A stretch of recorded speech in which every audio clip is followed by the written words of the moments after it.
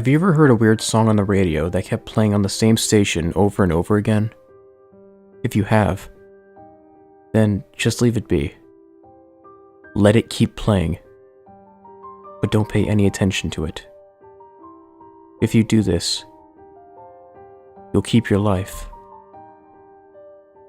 On the night of February 18th, 2014, I had a dream that began with this very scenario. This is what transpired. I woke up to my alarm, which simply plays music on the radio, to hear a strange song begin. It was a creepy sounding piano song that sounded like it belonged in Silent Hill. I sat up, listening to it until it ended.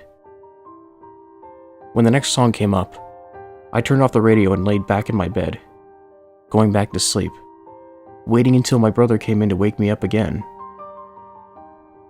A few minutes later, my alarm went off again, even though it's not supposed to, and it began playing that same song again.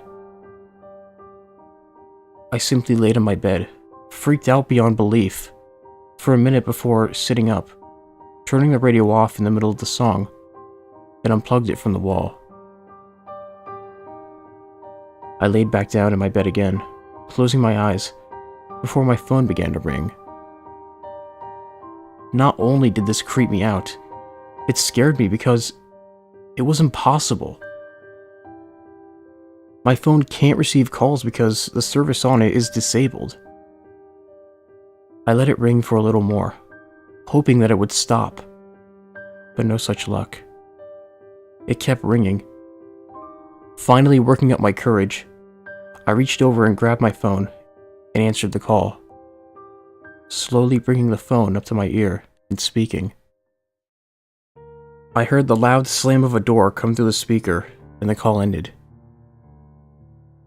I sat there with the phone to my ear for a while, shocked and confused from what had just happened. Finally coming to my senses, I took the phone away from my ear and stared at it. I looked through my phone, going to the recent calls section and locating the call. What I saw made me look twice. It said that the call had come from the home phone downstairs. I put my phone down and got up, walking downstairs and into the living room. Once I got to the phone, it started ringing. I hesitated for a moment before slowly taking the phone off the receiver and putting it to my ear. "Hello? Who is this?" I spoke. "Why won't you listen to our song?" A deep, gargled voice responded. I sat there for a minute, registering what I had just heard, when I realized that the person on the other end had hung up. I threw the phone away from me, watching it as it clattered to the ground, pulling the other end with it. It was then I noticed that my mom's door was closed. The beads that once adorned the doorway scattered and broken along the ground. I rushed to her door and thrust it open, screaming at the carnage inside. Her entire room was destroyed. The bed was split in two. The desk in the corner was thrown across the room, and her bathroom mirror was shattered. Everything was in shambles. Everything, that is, except for the dresser near the door. On the dresser, I saw a folded note with my name on it. I cautiously picked it up and unfolded it, reading its contents. "Listen to our song, and you may still have a chance to save yourself, love. Listen to station 85.9. Then, when you hear the bang, go outside and find the black dove." I set the note down and walked back upstairs to my room. Why is this happening to me? What did I do to deserve this? These questions and more swam through my head as I slowly walked toward my room. I pushed the door open and walked to my radio, plugging it back into the wall, and then turned the station to 85.9. The eerie song began to play once more as I searched for something to protect myself with. I grabbed one of my homemade wooden paddles. I prepared for a zombie apocalypse and went over to my bed, listening to the song. When it finally ended, I heard a loud bang come from downstairs. I jumped up and ran out of my room and looked down the stairwell. My front door was open, and standing there was a tall, pale, lanky man with stick-like arms and needle-like fingers. He was wearing baggy jeans, loosely held up by a brown belt and a black shirt. He raised one of his arms and pointed at me, saying between labored breaths, "You will find the black dove. Then you will come with me." His words were long and drawn out, almost as if he was struggling to even speak. "Why?" I yelled back. "Why do I have to do anything you tell me to? I don't even know who you are." He lowered his arm. "If you don't, then you will never see your family again." Hearing those words, I stopped and stared at his eyes. I can tell a liar when I see their eyes, but the only thing I saw in his eyes was despair and longing for something. It was hard to tell. Sighing, I walked downstairs to the door. However, the man stopped me before I could go outside. "Leave the weapon here. The dove doesn't like violence," he said. Growling, I tossed the paddle behind me and then walked outside. The man followed me outside, closing the door behind him as he did so. Turning back to him, I said, "Where do I find the black dove?" Instead of speaking, he lifted his arm and pointed at the field in front of my house. I made my way to the field and began searching through the shrubbery, looking for anything that stood out from the dirt and shrubs. I quickly found what I was looking for and bent down to pick it up. Holding it, however, I found that it was only a monster can. I tossed it aside and continued my search. That was interrupted, however, when the very thing I was looking for jumped out of the bushes and landed on my shoulder. Quickly standing up, I looked at the bird on my shoulder. It was indeed black, but it didn't look very much like a dove. Simply because the only difference between this bird and a dove was that it had a large chunk of its flesh torn off, revealing its bones and organs within. Resisting the urge to vomit, I turned around and jogged back to the pale man. Upon reaching him, I took the dove from my shoulder and held it out to him. "Here's your dove," I spoke, trying my best to avoid looking at the bird. He held his hand out to the dove. It chirped and jumped into his palm, hopping up on his shoulder and sitting down. He smiled widely, chuckling to himself. As he turned back to me, I saw that the despair and longing in his eyes was replaced with pure, unadulterated happiness. For a moment, I actually felt happy for him. Then, I remembered that this man was with the people that had taken my family. He motioned for me to follow him and walked around the apartment. I followed, walking closely behind him. He stopped abruptly and turned back to me, pulling a small black ball out of his pocket and holding it out to me. I took the ball as he explained. "Simply hold it to the sky It will do. The rest.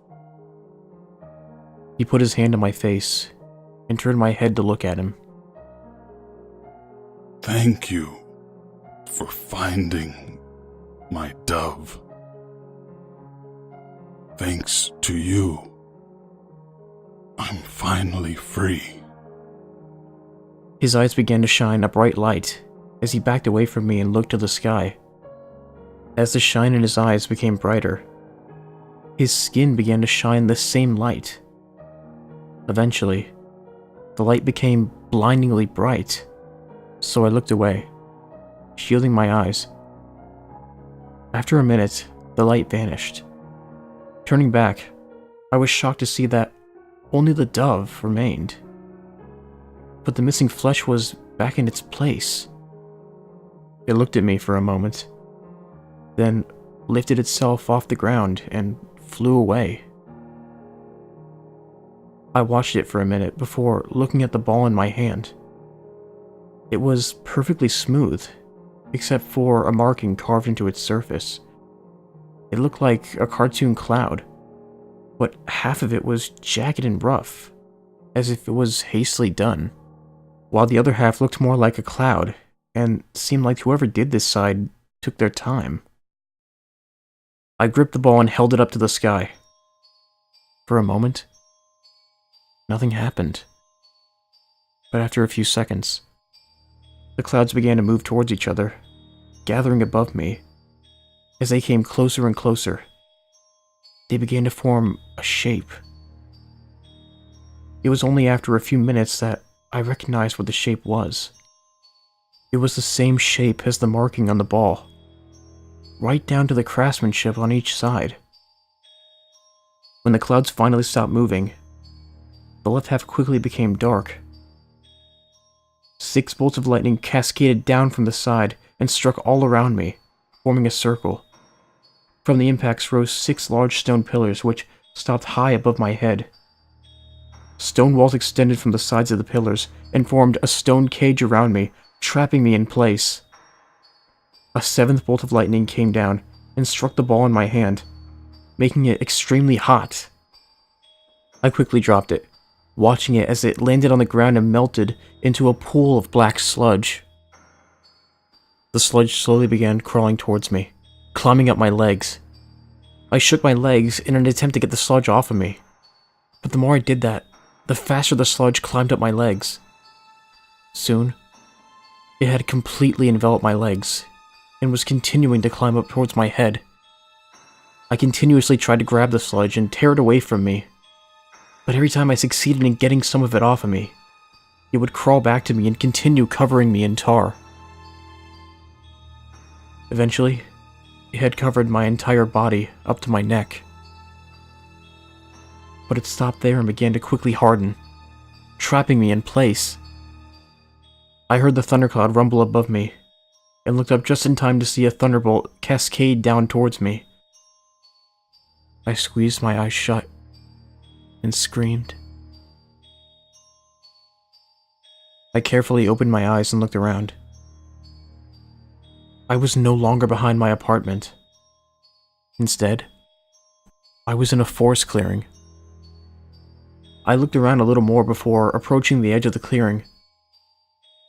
As I got close, though, the trees bent over in front of me, blocking my path.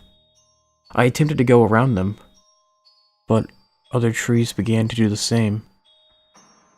Sighing, I turned back around. Several people wearing dark robes surrounded me. I screamed and backed up against the tree blockade behind me.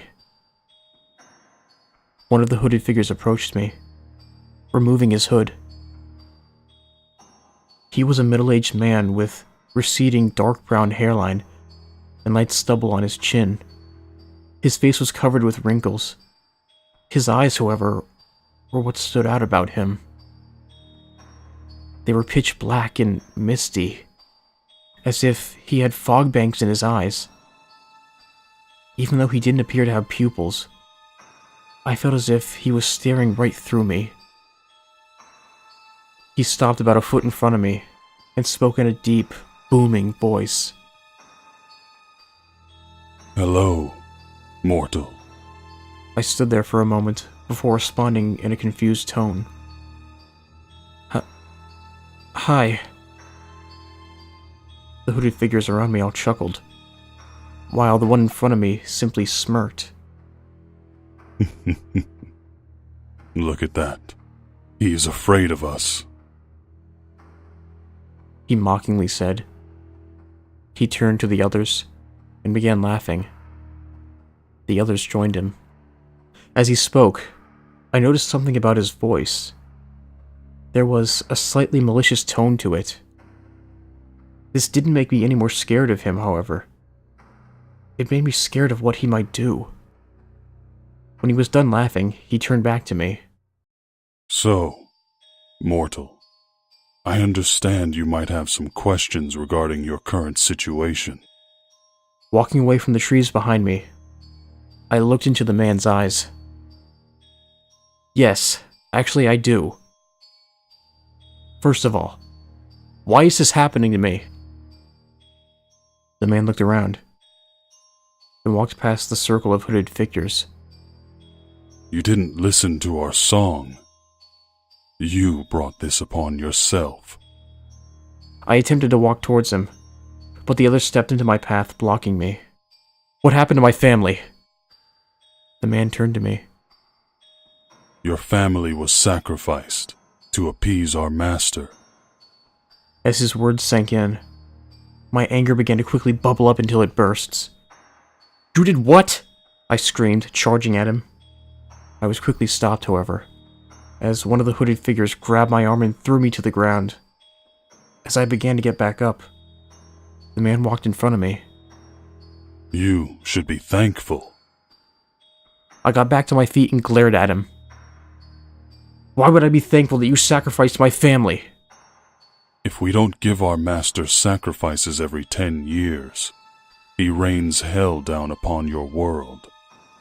If we hadn't sacrificed your family, your entire world would have burned.